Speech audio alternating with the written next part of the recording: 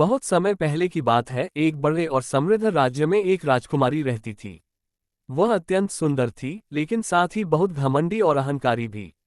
उसे अपनी सुंदरता और शाही जीवन पर बहुत गर्व था और वह गरीब लोगों को तुच्छ समझती थी। उसी राज्य में एक गरीब लड़का भी रहता था। वह ईमानदार, मेहनती और दयालु था। उसकी आवाज में जादू था और वह अपनी मधुर गायकी से लोगों का मन मोह लेता था। लेकिन गरीबी के कारण लोग उसे ज्यादा महत्व नहीं देते थे। राजकुमारी की शर्त। राजकुमारी के लिए कई राजकुमारों के रिश्ते आए, लेकिन वह सभी को ठुकरा देती। उसने घोषणा कर दी कि वह केवल उसी व्यक्ति से विवाह करेगी जो सबसे सुंदर, सबसे अमीर और सबसे शक्तिशाली होगा। एक दिन वह अपने महल की बालकनी पर बैठी थी, तभी उसने उस गरीब लड़के की मधुर आवाज सुनी।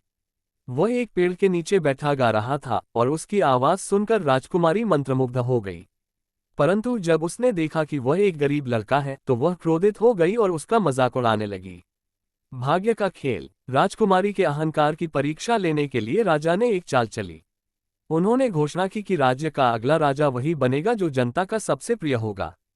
कई शक्तिशाली राजकुमार आए, लेकिन जनता की सबसे अधिक पसंद वह गरीब लड़का था, जिसकी आवाज ने सभी के दिलों में जगह बना ली थी। राजा ने घोषणा कर दी कि वही गरीब लड़का अब राजा बनेगा। ये सुनकर राजकुमारी आश्चर्यचकित रह गई। अब वही लड़का, जिसे उसने तुच्छ समझा था, उसका राजा बनने वाला था। राजकुमारी का बदलाव। राजकुमारी को अपनी गलती का एहसास हुआ।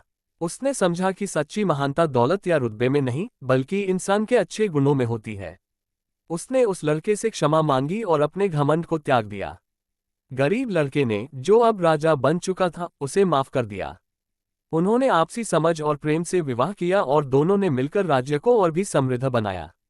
शिक्षा। इस कहानी से हमें ये सीख मिलती है कि अहंकार और घमंड किसी का भला नहीं करते। सच्ची महानता दिल की सुंदरता और अच्छे कर्मों में होती है, न कि धन और शक्ति में।